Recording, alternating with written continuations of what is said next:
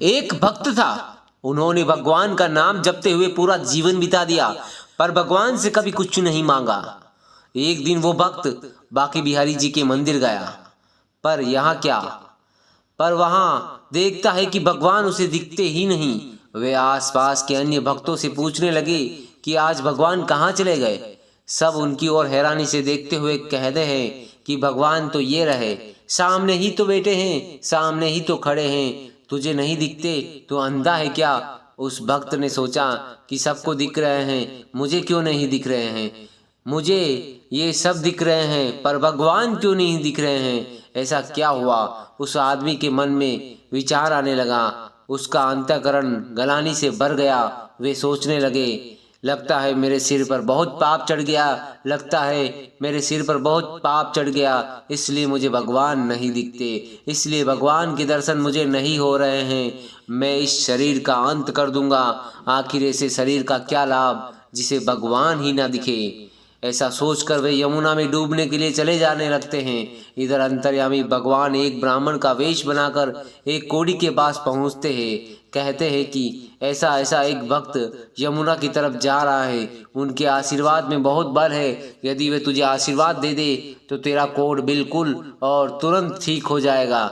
यह सुनकर कोड़ी यमुना की ओर दौड़ पड़ता है। उस भक्त को पहचान कर उनका रास्ता रोक लेता है और उनके पैर पकड़कर कहता है, उनसे आशीर्वाद मांगता है। भक्त कहने लगे, भाई मैं तो पापी हूँ, मेरे आशीर्वाद से कुछ नहीं होगा। पर जब बार बार समझाने पर भी कोडी ने पैर नहीं छोड़े तो उस भक्त ने अनमने भाव से ही कह दिया, जा भगवान तेरी इच्छा पूरी करे, जा भगवान तेरी इच्छा पूरी करे। ऐसा कहते ही कोडी बिल्कुल ठीक हो जाता है।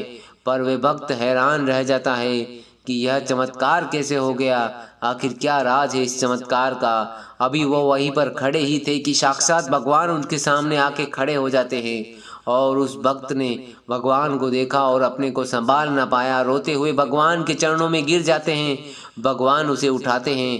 वे भगवान से पूछने लगते हैं, भगवान यह कैसी लीला है आपकी, पहले तो आप मंदिर में दिखाई न दिए, दर्शन भी न दिए, और अब यह अनायास आपका साक्षात दर्शन प्राप्त हो रहा है। भगवान ने कहा, भक्तराज आपने जीवन भर जप किया पर कभी कुछ नहीं मांगा, आपका मुझ पर बहुत ऋण चढ़ गया था, आपका मुझ पर बहुत ऋण चढ़ गया था, मैं आपका ऋणी हो गया था, इसलिए पहले मुझे आपके सामने आने में संकोच हो रहा था। आज आपने उस कोढ़ी को आशीर्वाद देकर अपने पुण्य पुंज में से कुछ मांग लिया, जिससे अब मैं आपका कुछ ऋण मुक्त हो सका हूँ, इसलिए मैं आपके सामने प्रकट होने की हिम्मत कर पाया हूँ। मेरे भाई बहन, वे भक्त धन्य है, वे भक्त धन्य है जो भगवान का नाम तो जपते हैं पर बदले में भगवान से कभी कुछ नहीं मांगते। जिनके भगवान भी ऋणी है, ऐसे भक्तों के चरणों में इंसान अपना माथा टिकाता है। जय जय कुंज बिहारी भगवान की जय हो।